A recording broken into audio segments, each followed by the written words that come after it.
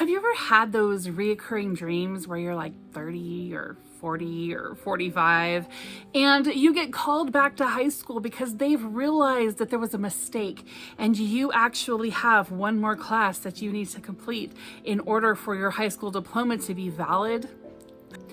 I was tagged in the high school required reading tag by Nicole at Noteworthy Fiction. She has been running a whole series for months now about the high school reading that she did and did not finish, rereading some of the stuff, and she has been talking it over with a co-host whose name, of course, escapes me now, but I'll put it down below. She has several videos on her channel along this theme, and she tagged me in this original tag that she created months ago. I'm just now getting caught up on tags, but I wanted to do this one because it really got me thinking. It got me thinking about those recurring nightmares that I do have, because I really feel like I did sort of skate my way through high school. There was some stuff that I was really good at, and so because I was really good at some stuff, it kind of made me look like I was really good at everything, and I was sort of put into that batch of, you know, higher level advanced placement sort of students when I really wasn't advanced across the board in all of my subjects. I was just sort of skating through or even cheating and looking off of other people's assignments when it came to things like math and science. But in anything that had to do with reading or writing, I was doing fantastic on, and I think I have some guilt about all of that. So maybe that's why the nightmares keep coming. I graduated in 1997, so even trying to remember the answer to some of these questions has been a little bit difficult. I also really focused a lot more on writing than reading when I was in high school, and so I didn't have a lot of books in high school that I remembered reading. And to top it all off, in those advanced placement classes, they wanted us exposed to as much literature as possible, mostly Western literature. In fact, probably all Western literature. And so we would just read little snippets of things. It's only been in the last few years that I realized that The Awakening by Kate Chopin is like more than 3 pages long. Or The Metamorphosis by Kafka. I thought that I had read the story, and then when I actually did go read the entire story in the last couple of years, I realized that I had only read a little snippet from the beginning, and there was a whole bunch of context that I was missing. All that to say, I will probably be answering some of these questions a little bit differently than intended, but I think it's still going to be really interesting, so I hope you enjoy. All right, prompt number 1 is high school crush. Name a book you were assigned in high school and loved at the time. Have you reread it, and did it hold up? So the first book that came to mind was actually something that I read in 8th grade.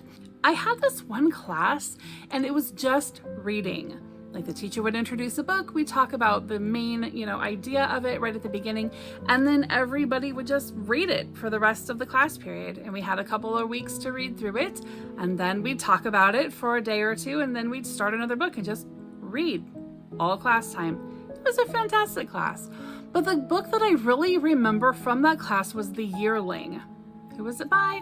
I can't remember. You'll see up here. But I think the movie starred Gregory Peck, maybe, way back in the day. And the reason why it really stuck with me is because that is not my kind of book at all. I do not like animal stories. I really, really don't. And I really don't even like animals. I like them in the wild, but I don't like pets. And so the fact that I loved this book so much, I loved the atmosphere of it. I just read it very slowly and just enjoyed every bit of it. I enjoyed talking about it with that teacher.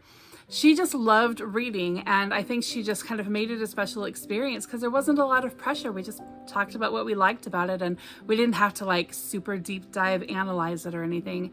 And I think just because I had the time just to sit there and read and enjoy, it really stuck with me. I've thought about rereading it over the years, but then I've thought, well, what if it's not as good, right? Because I don't like animal stories. So what if I reread it and then I'm like, oh, that was horrible, I hate it, and then it wrecks all that special memory. So it might just have to be one of those things that just lives forever in the 8th grade part of my mind. Okay, prompt number 2, gym class. Name a book that you were assigned that you hated. I did hate gym class too, by the way. Have you or would you give it a second chance? All right, so I will actually talk about these 2 books a couple of times in this video. 2 books that I actually put on my little summer school plan thing that I've been telling you guys about. were Of Mice and Men by John Steinbeck and A Separate Piece by John Knowles. I have talked about them a lot in previous videos, so I won't go into too many details now, but I really didn't like either one of them. Partly because we kept being assigned to them over and over, partly because the content did not seem to be relatable. I have reread both of them this past summer and still did not enjoy them at all. I'm sure there were others, but those are the two that just stick out, and the more I talk about them, the more they become front and center. Number 3, locker combo. Is there a book you remember having to read but can't actually remember? Oh yeah, that's another part of that reoccurring nightmare. Like, I can't get into my locker. I don't even know where it is. I've lost it. I remember in high school, I had my boyfriend sort of set the lock so that it wouldn't actually lock and I could just open and shut it easily, right? Which was really probably a bad idea because people could get into it. But I don't know. Our halls seemed to have been monitored pretty well. There was always somebody out there telling you to get back to class if they saw you in the hallway. So I don't remember ever having anything stolen. Anyway, the prompt is there a book you remember having to read but can't actually remember? Yeah, most of them. This whole group of books, actually, I was supposed to be reading for a class, and I just don't remember hardly anything. I know the Canterbury Tales was on that list. Maybe The Metamorphosis by Kafka. And I don't remember much about the Canterbury Tales at all. Like, now I know kind of what they're about. I know the general gist, but I still don't know any of the tales. But the problem is like, I don't even remember book titles. I don't even remember being assigned a lot of books. And that brings me to number 4, CliffNotes. Was there a book you were supposed to read but didn't? So at the end of my junior year of high school, I got the notice from Mrs. Gornick, the most senior English teacher at the school, as not necessarily as far as age goes, but just as far as like seniority, right? And so Mrs. Gornick had a class called Advanced Placement English, and everybody who was in the class were called her APES, right? APE, APES, okay. Well, I got an invitation at the end of my junior year to join Advanced Placement English. And so, of course, that made me feel spectacular. And so that was the one subject that I was good at, I knew I was good at, and all of the accolades that I got for being a good student, that was the, one subject that I knew this one I actually deserve. I am good at literature and writing. And so I went to like the orientation class that she had at the end of my junior year. It's kind of an after school orientation thing. And at that time, she gave us a talk about how, the majority of us in the room were probably college bound. And when we got to college, things were going to be much more, tough than they were in high school. And so the advanced placement English class for our senior year was to help ready us for that. We were going to learn about, more advanced writing, and we were going to read more advanced literature. And so she gave us a summer reading list. And so we were supposed to go get all these books and read them all over the summer and be prepared to talk about them throughout the first part of the school year. She made it sound very serious and important, and I really wish that my parents would have been aware of this class, that I was being invited to it. I think that they would have taken that, book list and went and got me the books and kind of encouraged me to do the stuff over the summer, but they didn't know. But they were trying to prepare us for college and adulthood, so they didn't involve our parents. They just figured if we really wanted to do it, we do it ourselves. Unfortunately, I got really busy with work over the summer and I didn't read anything. And I wish so much now that I had that list, because I think there was 10 books. I know the Canterbury Tales were on there. I think like Flowers for Algernon, probably Of Mice and Men, hopefully not Of Mice and Men and A Separate Piece. I would really like to give Mrs. Gornick more credit for not having put those on the list, but I can't even remember what all was on that. All I know is I didn't read any of them at all. I think I bought the Canterbury Tales. I don't even remember buying anything else. And so, yeah, I was supposed to read through that list, and I was very lost when it came time for school to start. I don't really remember what happened. I just remember feeling like I'm always skating through, and I hated that. Number 5 is electives. Did you read just for fun? What books were you reading outside of your assignments? So I did up until high school. Before high school, I read all the time. I would check out huge stacks of books for the library and devour them. I was just constantly a book reader, constantly. But once I got to high school, I also started working after school, and I just didn't take the time for reading then. I worked, like every day and over my weekends, and between that and my schoolwork and just, my very abundant social life, I just really didn't take the time for enjoyable, personal, just, fun reading anymore. I think that I didn't have the attention span for it anymore. And my reading comprehension started to go way down. I think that that's part of why I probably got lost in that AP English class in high school, is because while my writing ability was really great and just my, English and grammar and all that kind of stuff, my reading comprehension hadn't caught up with all of the rest of that.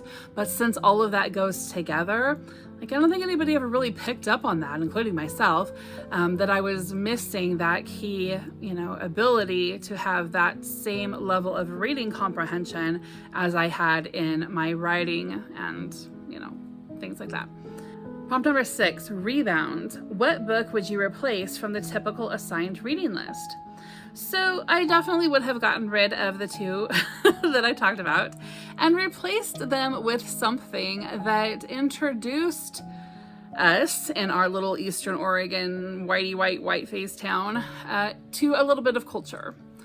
And I'm thinking of things like The Breadwinner by Deborah Ellis. I read that last year, I think, and it's about young girls in Afghanistan, and probably wasn't published at the time that I was in high school. Was there even books like that available when I was in high school? Who knows? But I just know that there just wasn't any exposure to culture. The only exposure that we had to any other race besides our own was reading about enslaved Black people. And it was really important, yes, that we read about that, but I would have also loved to be reading about thriving Black people, right? The things that they've overcome and what they've done. I would have liked to have read about Frederick Douglass. I would have liked to have read about people like this. This is a whole book full of African American women in the Old West, and their strength and their leadership skills and their independence. The problem is I didn't even know that kind of stuff existed. I really didn't know much at all about the culture outside of my own little world. But the thing is most everybody in my little town was kind of the same.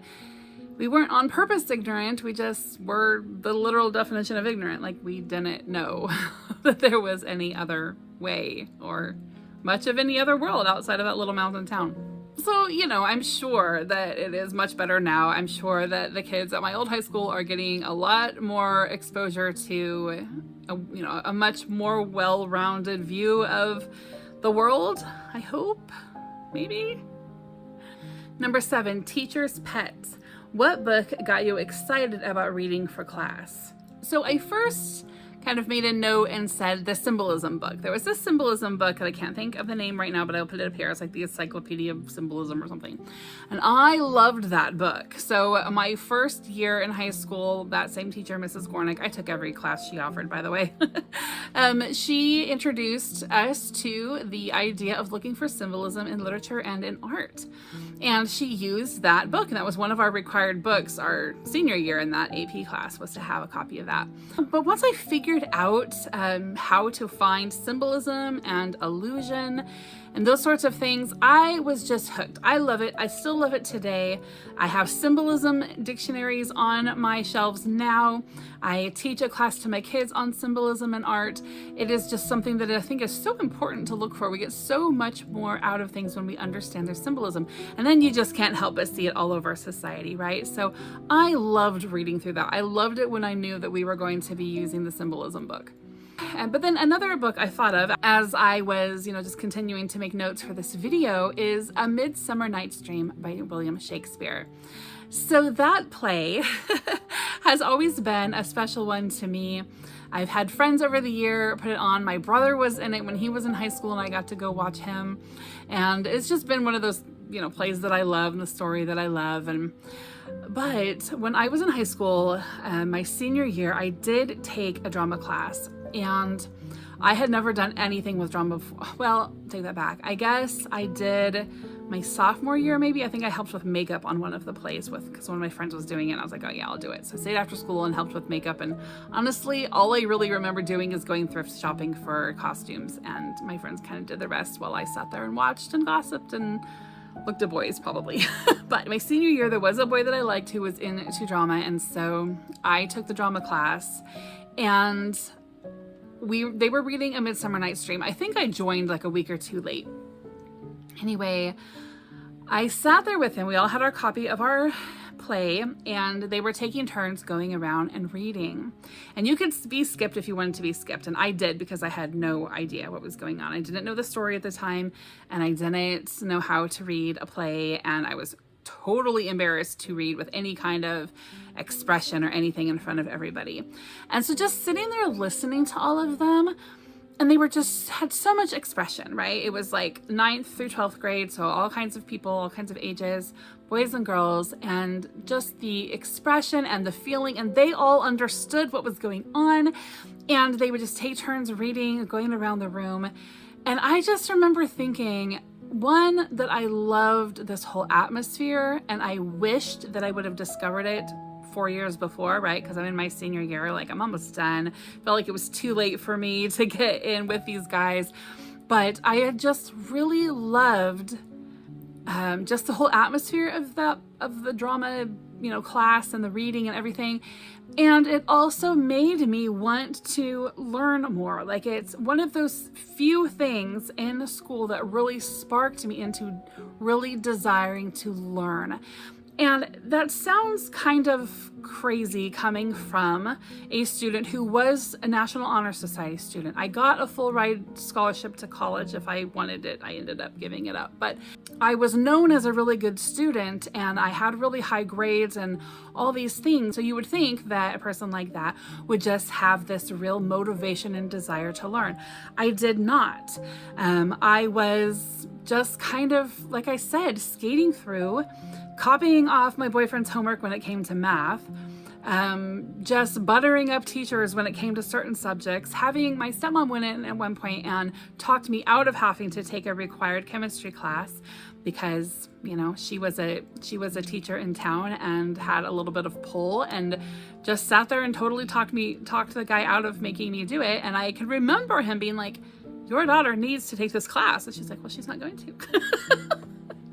And so just things like that. Like, I really had a cushy ride through and skated by a lot of things, and the motivation and the push to learn just really wasn't there because it had come so easily. So many things had come so easily to me over the years that I just was like, meh, I can find a better way, right? But being in that drama class and listening to A Midsummer Night's Dream and listening to all of those people around me reading, it was one of the few things that really made me think, maybe I do want to step out and try to learn something and push myself a little bit and challenge myself a little bit. The idea of challenging myself, I don't think that ever had occurred to me before.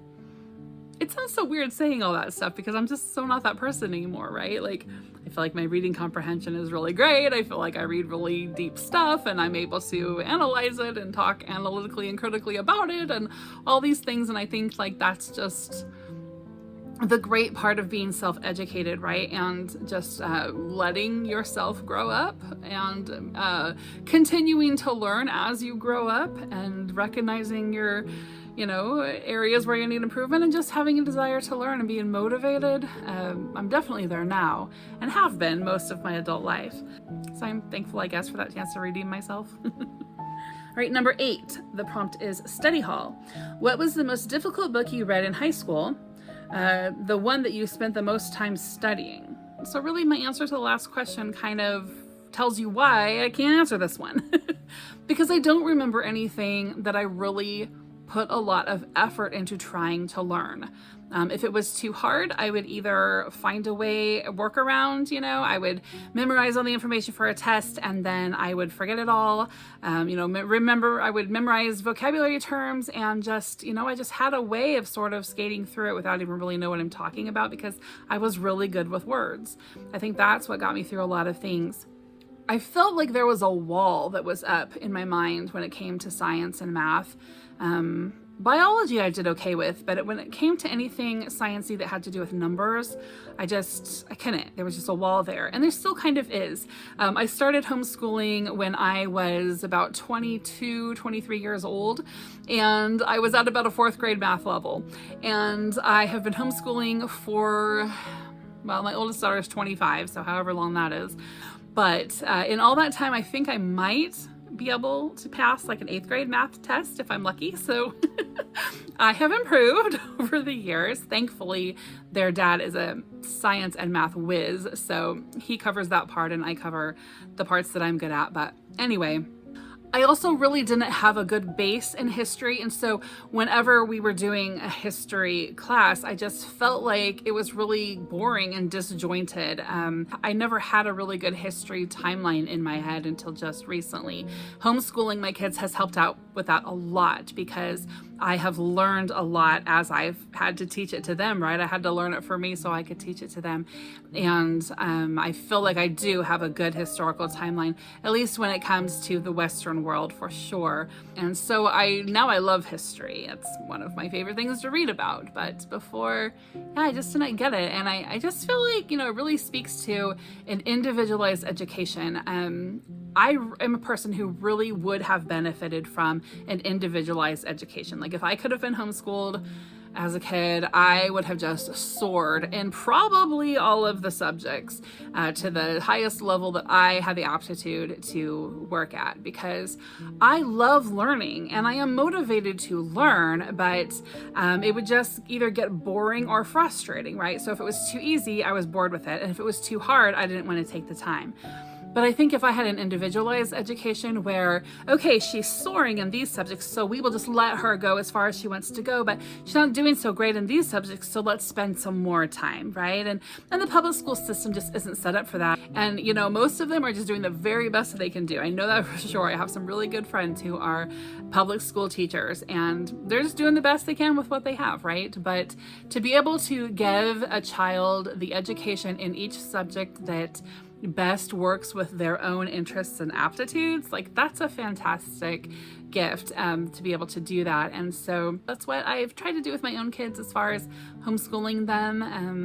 I'm hoping that we can finish and that I will be able to say that I was able to homeschool all of my children. I have 4 left still in school. We're just coming into grades 7, 8, 10 and 11 with them. So I only have about 6 years left.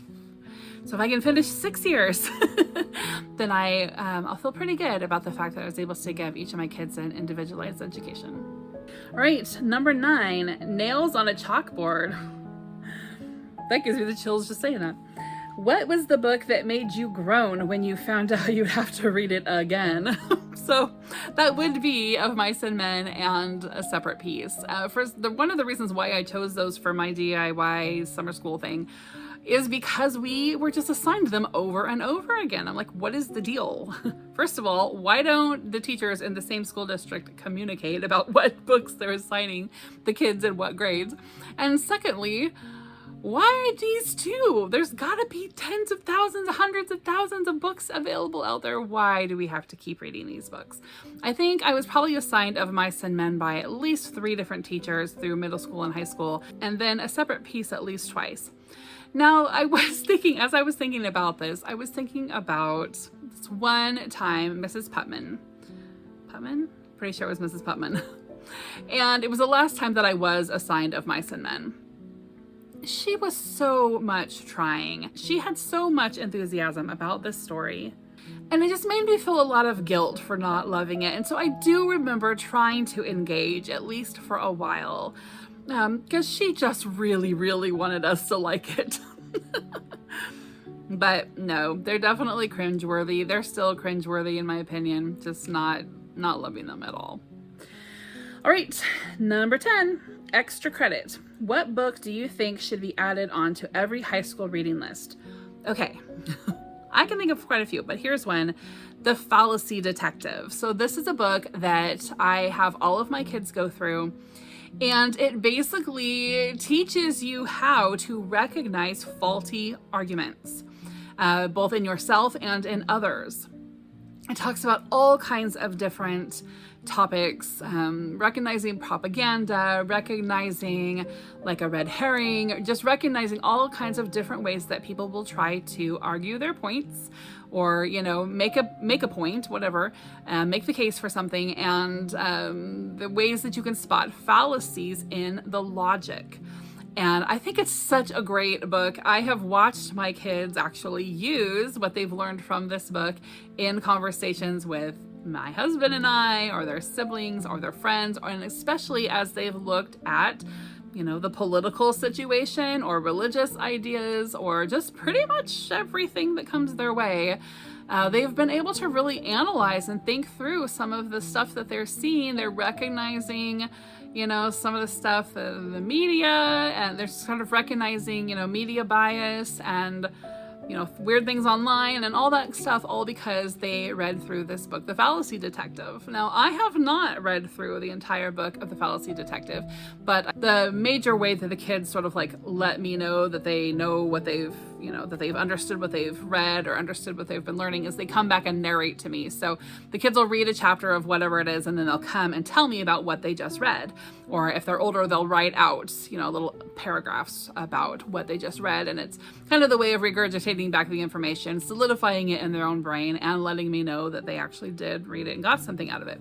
So by them narrating this book to me, I think I'm on kid number 6, reading The Fallacy Detective, I've learned a lot because they just continue to narrate it to me, right? So anyway, but I think that I do want to read through it myself because I think it's really important. It's important that we are able to think critically about things, and that's just really what that book is. It's a book on critical thinking and logic, right? And then the last one here says BFFs, tag some people you'd like to hear answers from. So I will tag some people in the description box. This was a really fun one. Thank you, Nicole, for the fun tag. And if you guys haven't checked out her channel, make sure and check it out. Noteworthy Fiction. She's a fantastic booktuber. She's one of the first people I started watching, and I really enjoy the content that she puts out, and just the thoughtful way. She's a thinker, and the thoughtful way that she you know, shares the information that she's learned, and the stuff that she reads is often very, you know, it's not mainstream. And anyway, she's great. Check out Nicole at Noteworthy Fiction. Hope you guys are doing good. I'll see you soon. Bye-bye.